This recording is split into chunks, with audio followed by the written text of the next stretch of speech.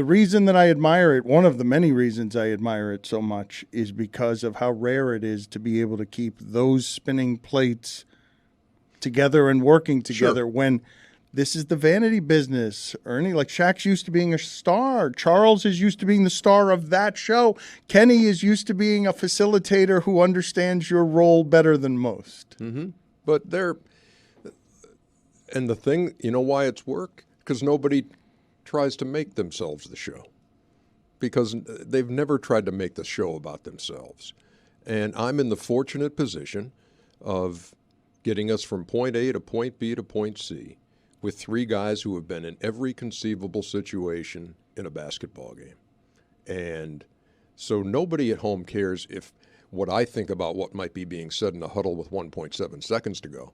They want to hear from the guys who have been there. And so it's up to me to try to bring out the best in these three guys. And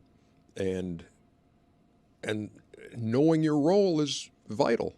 You know, if you try to stray outside your lane and be something you aren't, then it doesn't work. And the fact that we don't rehearse and the fact that we just let her rip, there you go. They have such reverence for your decency, though. Those, I've heard Charles speak about you. He doesn't speak about many the way that he speaks about you.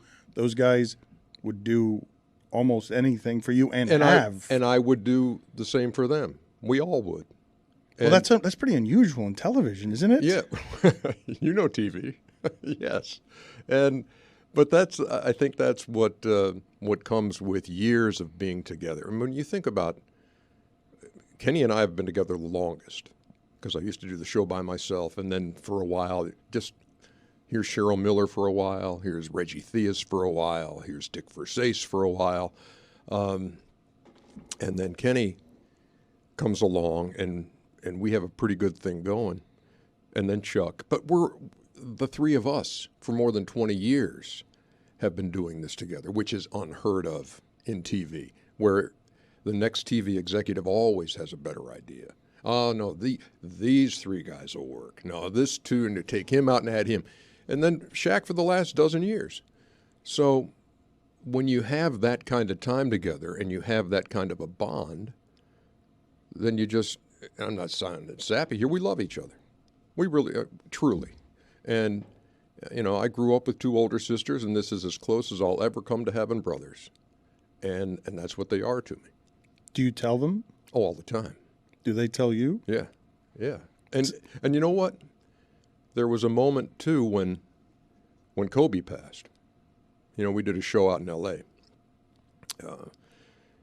Right there in the middle of the floor. The game had been canceled, but we were just going to spend that time talking about Kobe.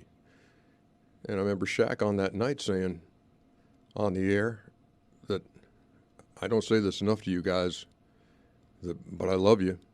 And we do. And I think one thing that whole moment in time taught all of us was that you don't know.